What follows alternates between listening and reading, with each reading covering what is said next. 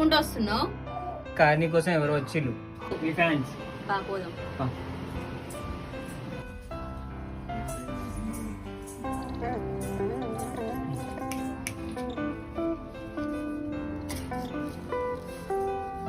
Hello కొంచెం ఆగండి, మీకోసం వచ్చా.